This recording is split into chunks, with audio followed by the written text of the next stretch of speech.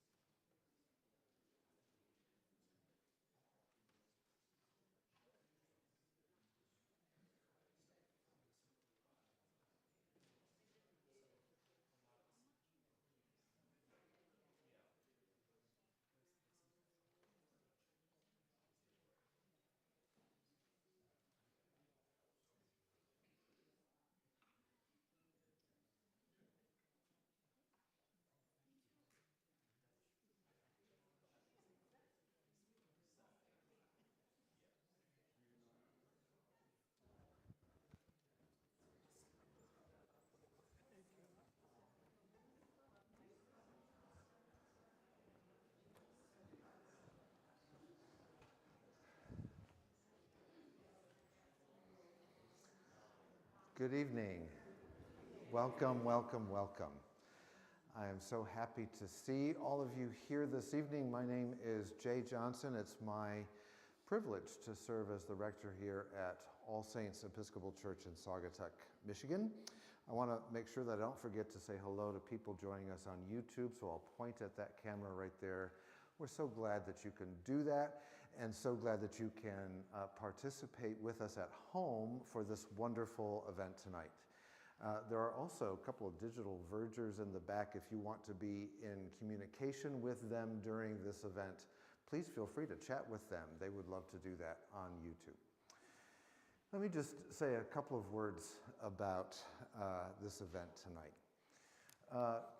I've been here at All Saints for about 4.5 years, and shortly after my arrival, we started thinking about how to reach out to the wider community for our work as a Christian faith community for a better world. And out of that desire came this initiative called Crossroads of Healing.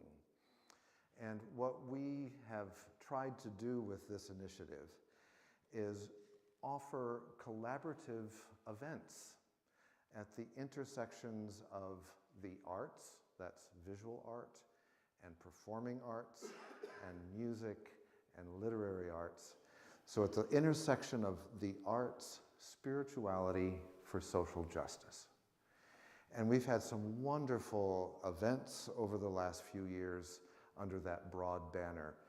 2 years ago, we had a Black History Month event. We try to do one of these Crossroads of Healing events every Black History Month. And we had the author of this book 2 years ago come to our event, Annalisa Cox. This book is called A Stronger Kinship, One Town's Extraordinary Story of Hope and Faith. That one town is Covert, Michigan. And what was so wonderful about that event and reading this great book is to learn about the insistence of this town, Covert, to be a place of racial justice and integration even during Jim Crow segregation. That, to me, is a testament to how the Holy Spirit of God works in human communities for reconciliation and for a vision of what it might look like if we all live together in harmony for justice. So, that was 2 years ago. This event has been 2 years in the making because we started to develop step-by-step a relationship with Lily of the Valley Church in Covert and with Bishop Daryl Williams, who is the pastor at Lily of the Valley, and our own Don Ohlendorf, who's somewhere in the back there. Don has been a really faithful sort of interloper at Lily of the Valley on Sunday mornings, but also in making sure that we remember Lily of the Valley and to find ways to work together. And I'm just really excited about those possibilities. We have finally managed to get this program together tonight, so we have the praise singers and dancers from Lily of the Valley to celebrate Black History Month. This year's theme for Black History Month is the role that African Americans have played in the U.S. labor movement. Thus, the title for tonight, A Labor of Love and Justice. And so we will be hearing from both Pastor Daryl and Bishop Dorothy Sherrod. If I'm remembering correctly, Bishop Sherrod is also the treasurer at Lily of the Valley, so we know where the power is at Lily of the Valley. Because my own treasurer is here tonight, and I know that very well. Anyway, so glad that you are all here this evening.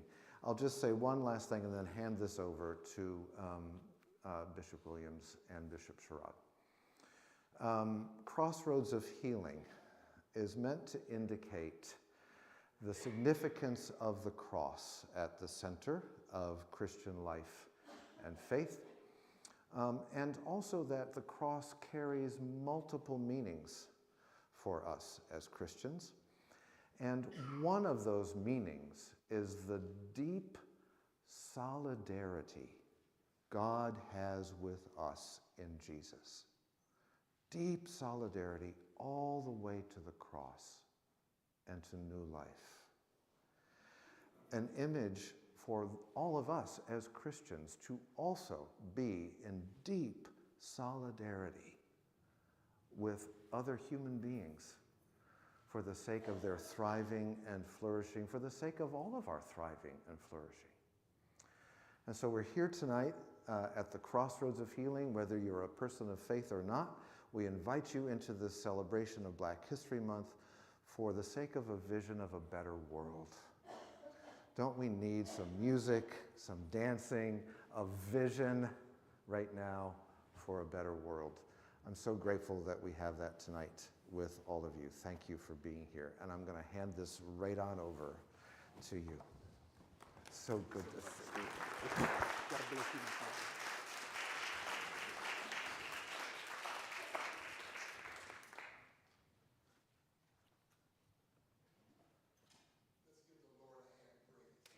Woo!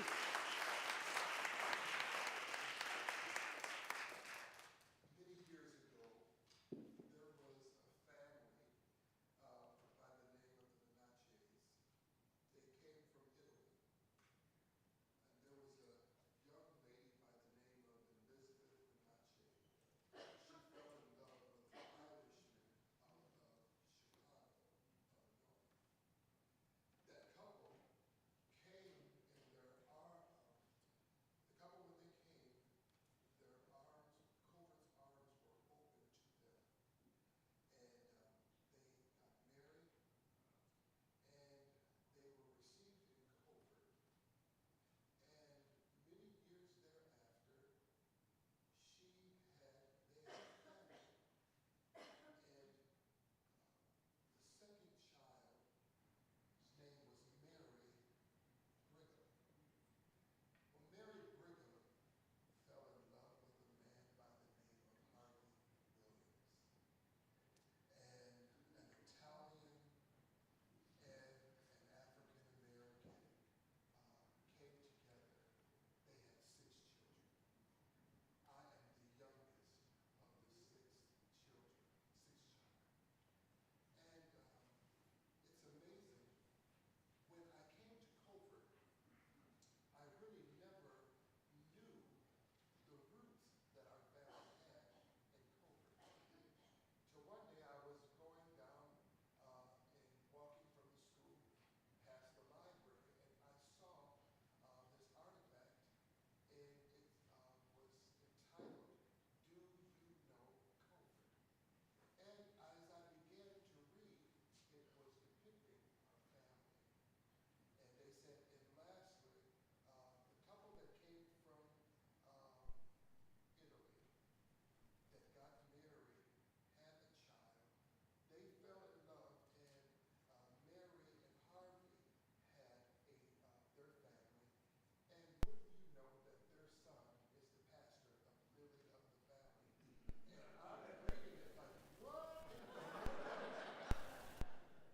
On tonight, All Saints Episcopal Church, I greet you in the matchless name of Jesus Christ. What an honor tonight for 2 communities, 2 churches, and several cultures to come together with one goal in mind. Thank you so much. With one goal, and that is to lift up the name of Jesus Christ. The Bible states in Psalms 133, verses 1 through 3, it says, "Behold, how good and how pleasant it is for brethren to dwell in unity. It is like the precious ointment upon the head that ran down upon the beard, even Aaron's beard, that went down to the skirts of his garment. And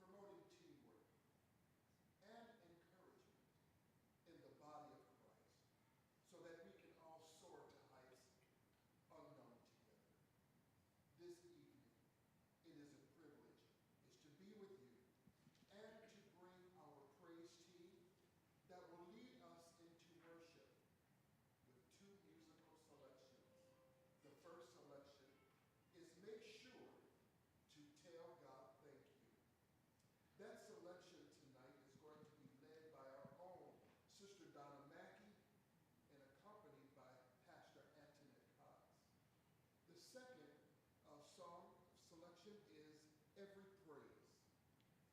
Thereafter, Bishop Dorothy Sherrod will minister to us from the theme, A Labor of Love and Justice.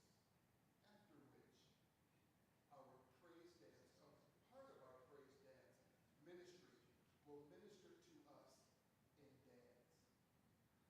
That will culminate our piece of the service. And then thereafter, the Reverend J.E. Johnson, Rector of All Saints, will conclude our service. Once again, thank you so much for your hospitality. And when we walked in the door, we felt welcome. At this juncture,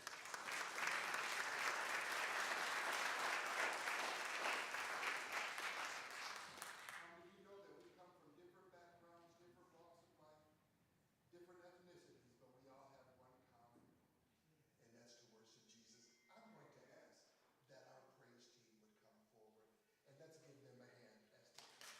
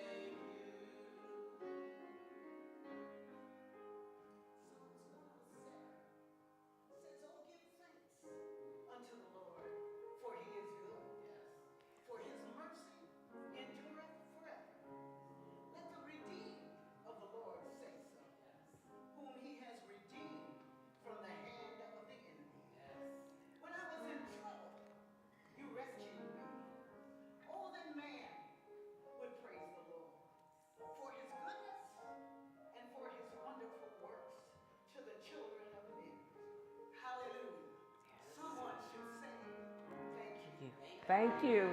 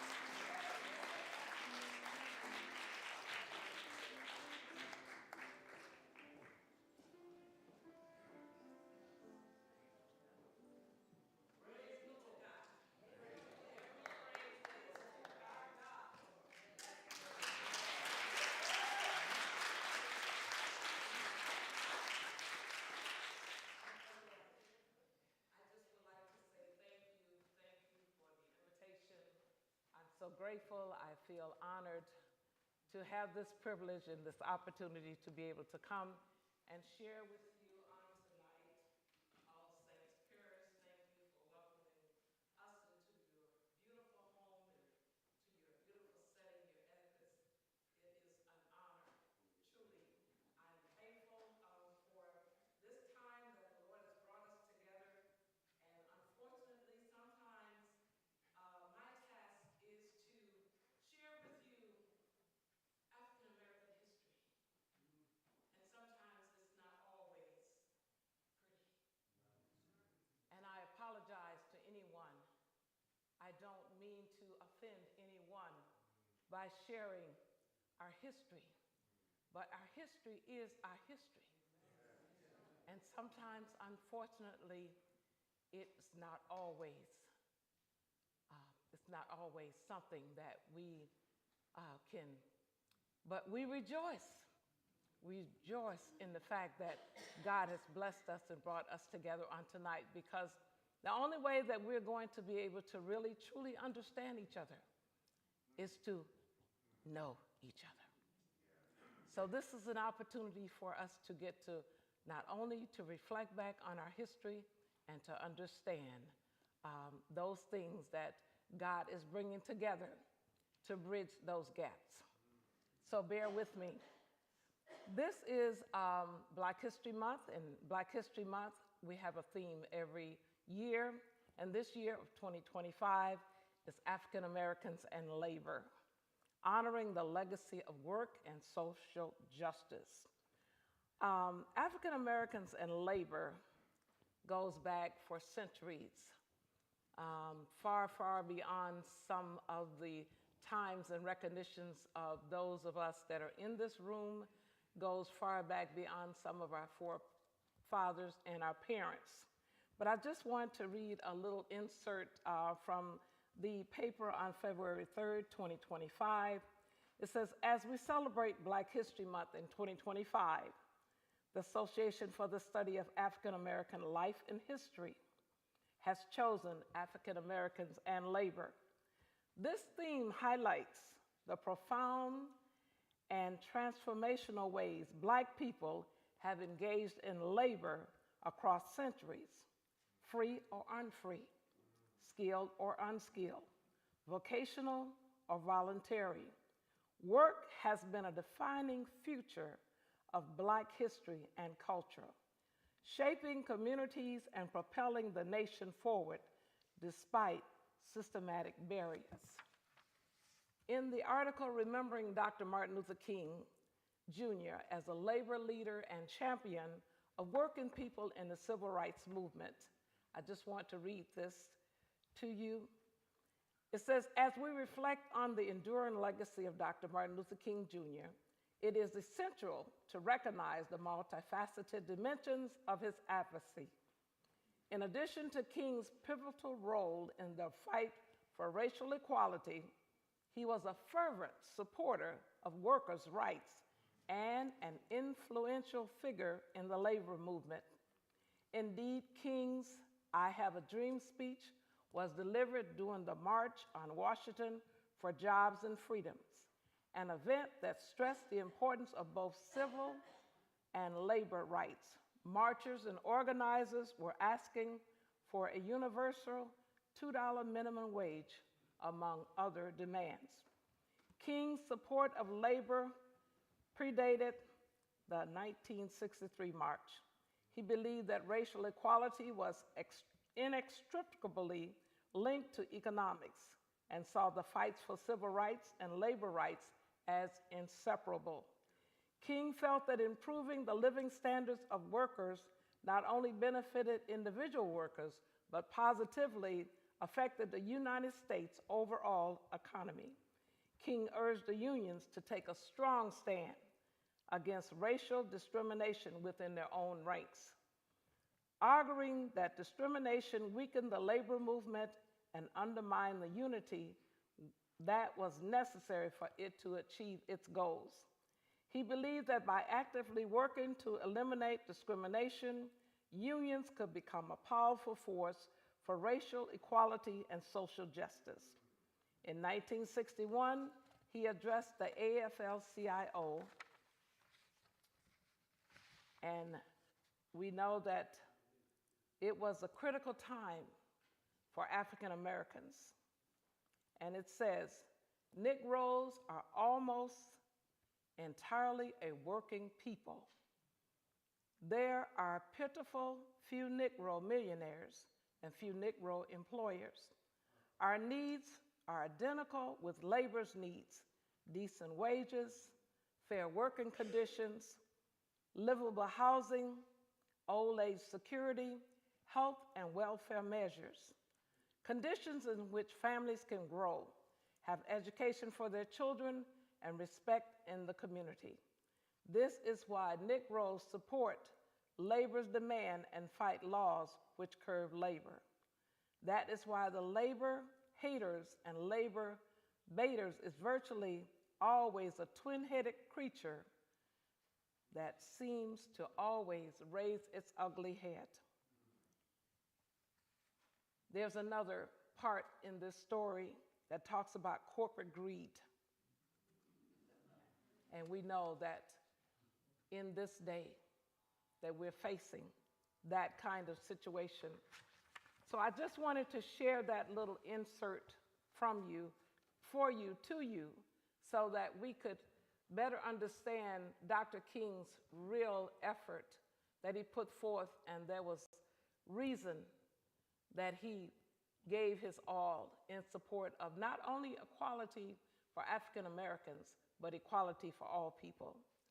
There are 5 other African American leaders that helped to shake the labor movement: Mary Bethune, Bayard Rustin, Hattie Canty, Chris Smalls, and A. Philip Randolph.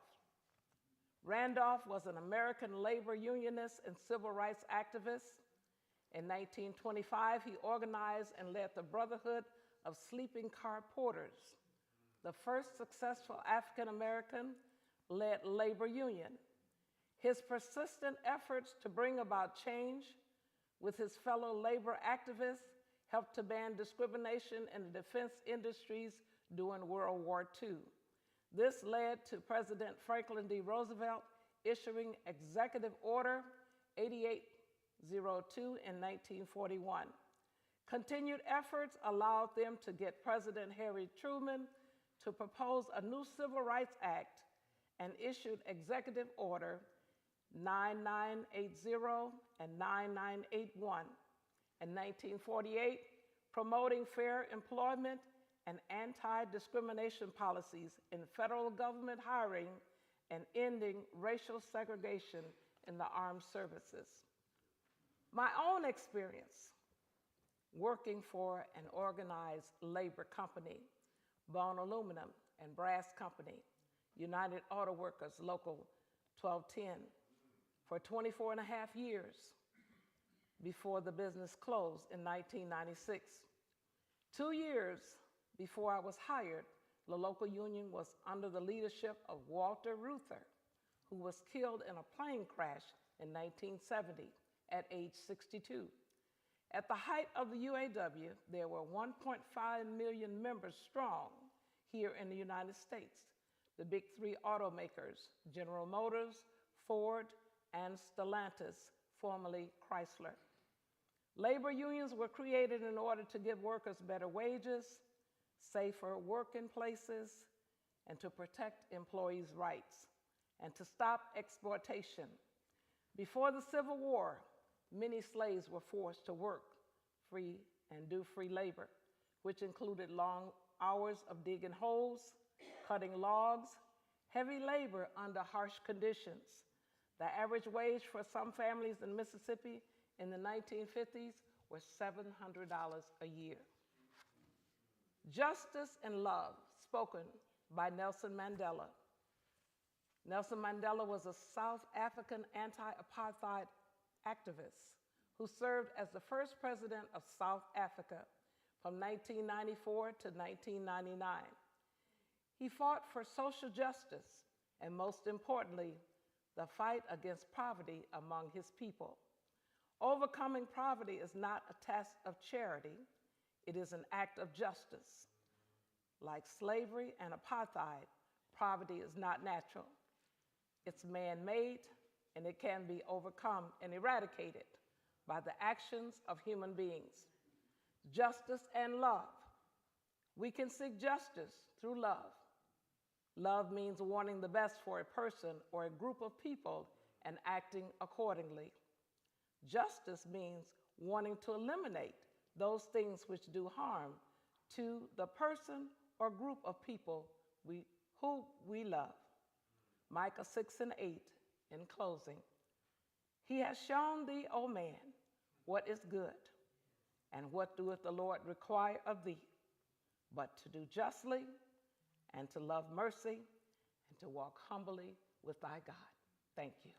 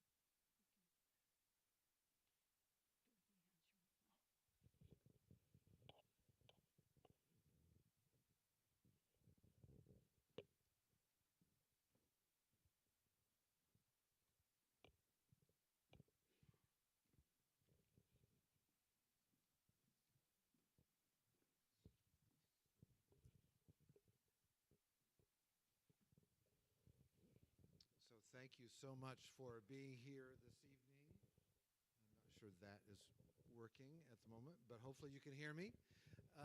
Thank you so much. And we want to conclude this evening. There are many ways to offer our worship and to offer our praise as people of faith. One of those ways is to collect some money for something that really matters in God's world. And at Lily of the Valley, there is an educational scholarship fund that we at All Saints want to contribute to this evening.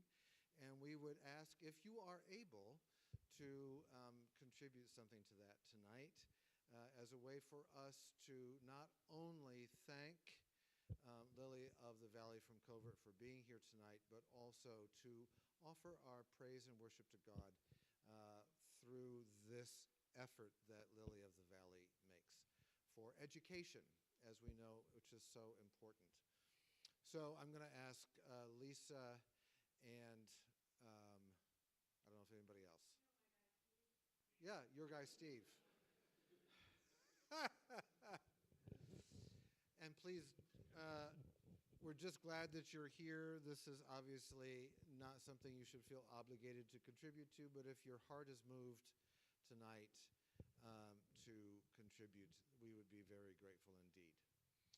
And I will offer a prayer here in a moment, and then everybody is invited to join us right through this door here into our parish hall, where there's some wonderful refreshments and where we can be in conversation with each other and get to know each other a little bit more, and I hope that you'll be able to stay for that.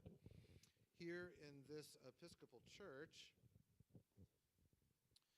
we use something called a Book of Common Prayer, which is in your pews as well.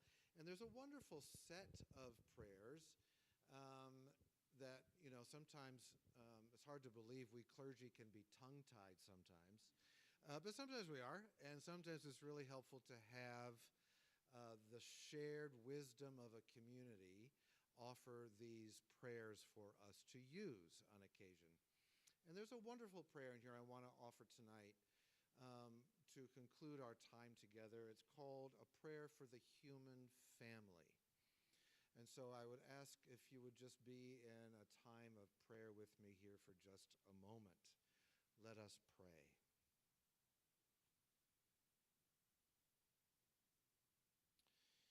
Oh God, you made us in your own image and redeemed all of us through beloved Jesus, your Son. Look with compassion on the whole human family. Take away any arrogance and hatred which may infect our hearts. Break down the walls that separate us. Unite us in bonds of love, and work through our struggle and confusion to accomplish your purposes on earth, that in your good time all nations, all races, all peoples may serve you in harmony around your heavenly throne. We pray this in the precious name of Jesus Christ our Lord. Amen.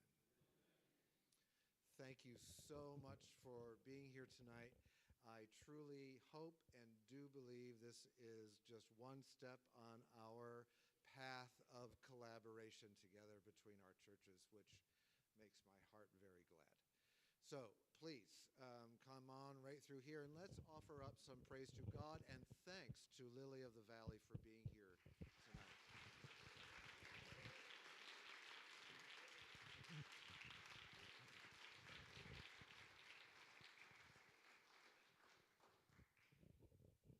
Food awaits.